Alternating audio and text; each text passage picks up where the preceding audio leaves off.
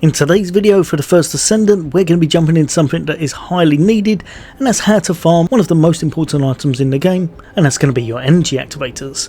These are going to be needed if you want to get the best out of your characters and your weapons. However, they definitely take a bit of farming, and knowing how to get them is going to be half of the battle.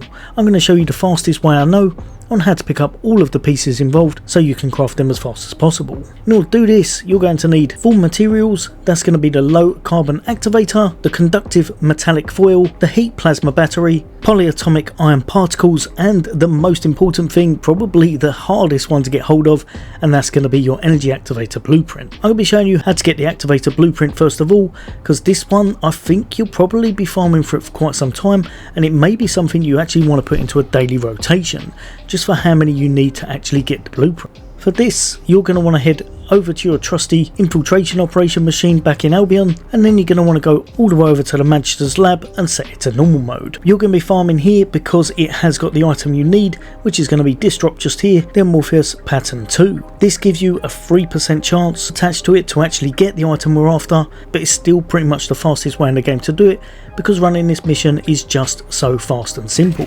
You can do this in a team, you can do it on your own. If you've got a bunny, either way it's going to make things very fast, and most times you can complete the mission within about 2 to 3 minutes. Personally, I would highly recommend doing this very much daily, as you're definitely going to need quite a few of these in order to get the luck required to get this blueprint. Once you've got quite a few of them built up, I tend to wait till I've got about 30 of them. You're going to head over to your Colossus battles, and you're going to set it to the normal Gravewalker. Nice and easy, this should go down very fast no matter what level you are, as long as you've got a little bit of a geared up character.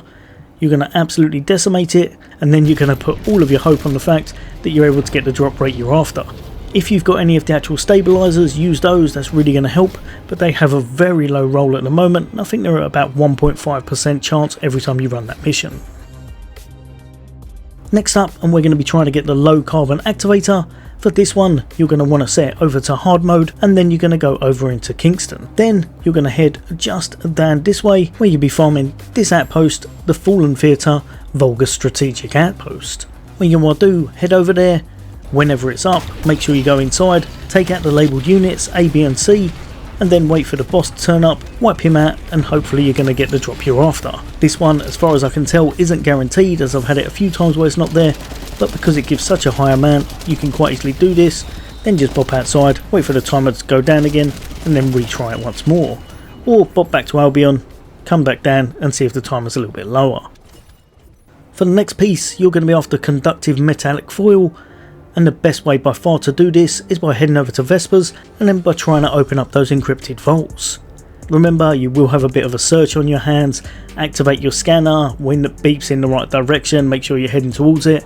And if you need a more in-depth guide, then there'll be absolutely loads on YouTube that can give you more enhanced details. But mainly, as long as you're heading towards the direction it's beeping in, you're going to be golden. And then you're just going to need to make sure you've got some actual code breakers in order to open them up.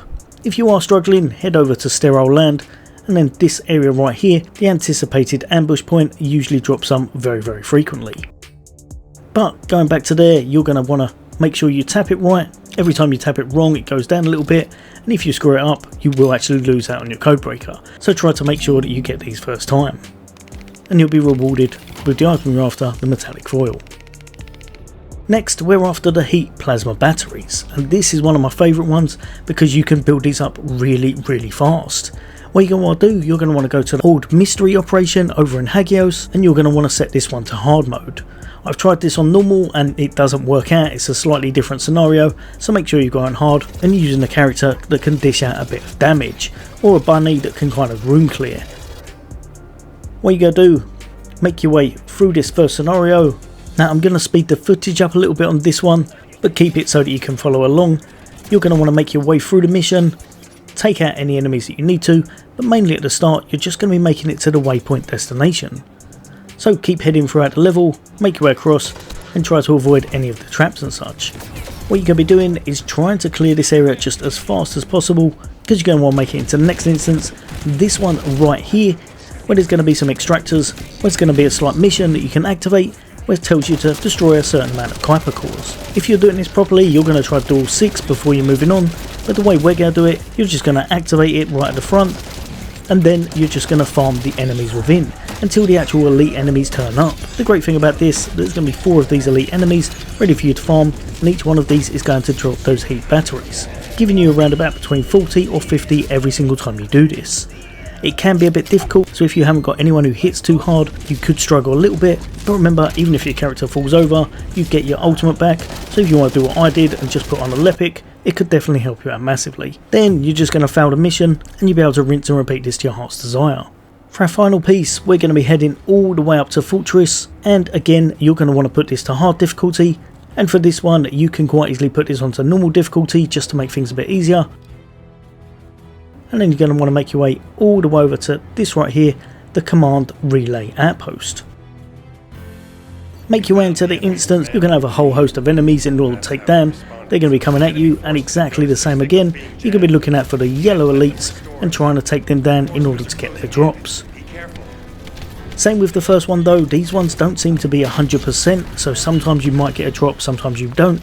But most of the time I found that it was more frequent for them to drop it than not drop it in most situations. Once you've got everything, you're going to head back to Albion, you're going to craft the thing you're after, and finally upgrade your character or weapon and make it a whole bunch more powerful. However, you will have a wait on your hands around about 30 hours, so be prepared for that, and I'm hoping it's something they slightly change in the future. But yeah, hopefully it's helped a few of you guys and girls out. There's going to be a whole load more content on the way from me. As always, for all things gaming, take care. I'll see you on the next day.